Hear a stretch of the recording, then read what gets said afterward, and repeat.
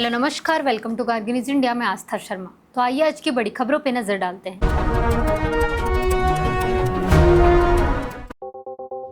तमिलनाडु में विजय की party TV के 108 सीटों के साथ सबसे बड़ी पार्टी बनकर उभरी है, लेकिन सरकार बनाने के लिए अभी भी बहुमत से 10 सीटें कम हैं। इस बीच डीएमके के कुछ सहयोगी दल टीवीके को समर्थन देने पर विचार कर रहे हैं, जिससे राज्य में सरकार गठन की हलचल तेज हो गई है। प्रधानमंत्री नरेंद्र मोदी ने कहा कि सोमनाथ टेम्पल भारत की आस्था, स्वाभिमान और एकता का प्रतीक है, जिसकी भावना आज दुनिया में पहले से ज्यादा जरूरी है। 11 मई को प्राइम मिनिस्टर मोदी सोमनाथ मंदिर के पुनर्निर्माण के 75 वर्ष पूरे होने के अवसर पर आयोजित कार्यक्रम में शामिल होंगे। ऑपरेशन सिंदूर के 1 साल बाद भारतीय सशस्त्र बल अब ड्रोन, स्टैंड ऑफ हथियारों और आधुनिक तकनीक की तेज खरीद पर जोर दे रहे हैं। हालिया संघर्षों से सीख लेते हुए सेना अपनी रणनीतियों की समीक्षा, हथियारों के आधुनिकीकरण और सैन्य पुनर्गठन की प्रक्रिया को तेजी से आगे बढ़ा रही है। उखरुल में म्यांमार सीमा के पास 3 गांवों पर हथियारबंद उग्रवादियों ने हमला कर दिया, जिससे इलाके में दहशत फैल गई। हमले में कई लोग घायल हुए और कई घरों में आग लगा दी गई, जिसके बाद ग्रामीणों को पास के जंगलों में शरण लेनी पड़ी। ऑपरेशन सिंदूर की पहली वर्षगांठ पर विदेश मंत्रालय ने कहा कि यह सीमा पर आतंकवाद को समर्थन देने वाले पाकिस्तान को भारत की करारा जवाब है। विदेश मंत्रालय के प्रवक्ता रणधीर जायसवाल ने कहा कि पूरी दुनिया ने पहलगाम आतंकी हमले की सच्चाई देखी और भारत ने पाकिस्तान को उसी भाषा में जवाब दिया। बांग्लादेश ने भारत के साथ कथित पुश इन मुद्दा उठाया, जबकि इंडिया ने अवैध बांग्लादेशी नागरिकों की जल्द वापसी पर जोर दिया।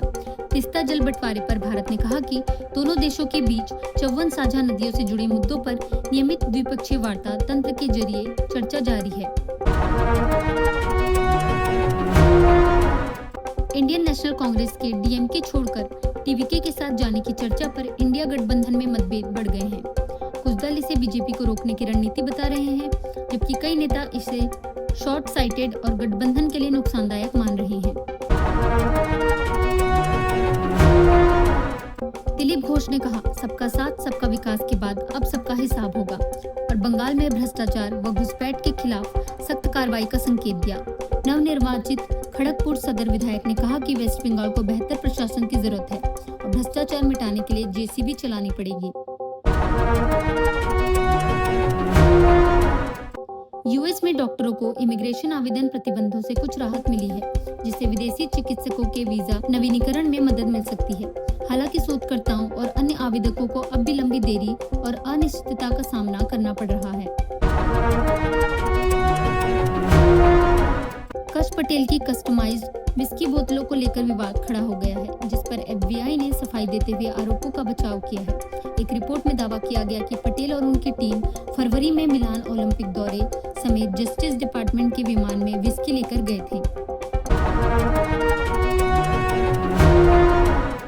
यूएस अब स्ट्रेट ऑफ हॉर्मस को दोबारा खोलने के लिए यूएन का सहारा ले रहा है, जबकि पिछले कुछ महीनों से वह संयुक्त राष्ट्र की भूमिका को कमजोर करता दिख रहा था। इसी साल डोनाल्ड ट्रंप ने गाजा युद्ध खत्म कराने के लिए बोर्ड ऑफ पीस बनाया था और यहाँ तक कहा था कि यह भविष्य में यूएन की जगह भी ले सकता है।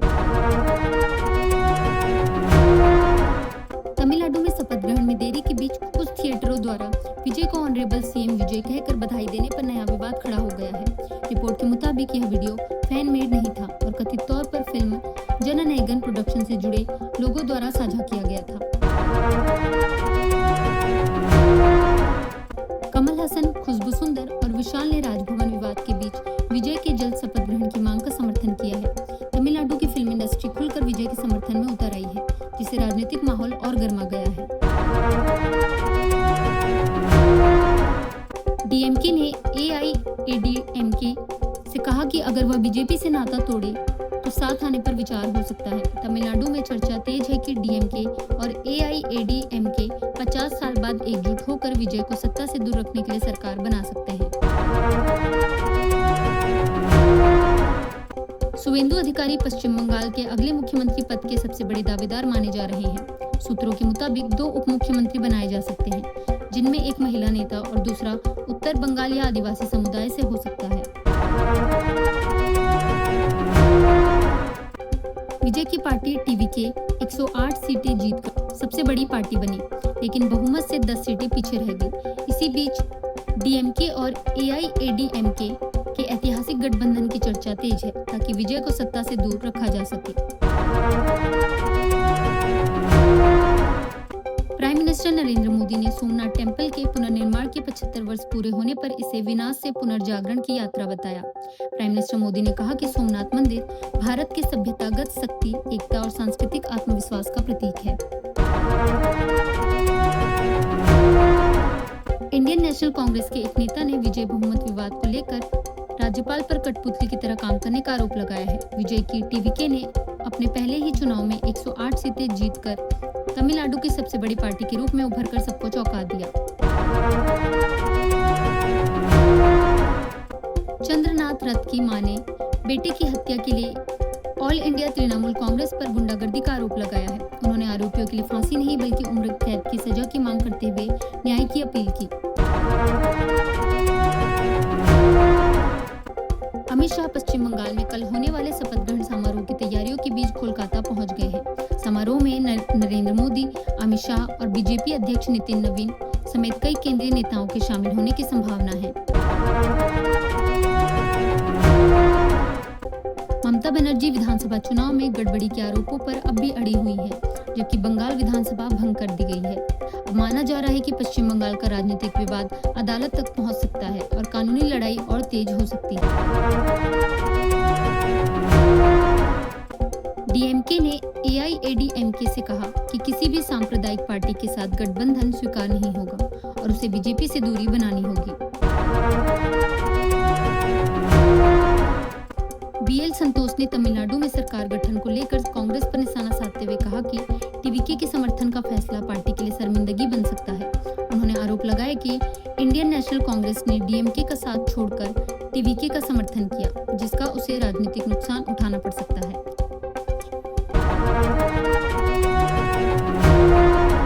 ये थी आज की बड़ी खबरें। बने रहिए गार्गी न्यूज इंडिया के साथ। मैं आस्था शर्मा, धन्यवाद।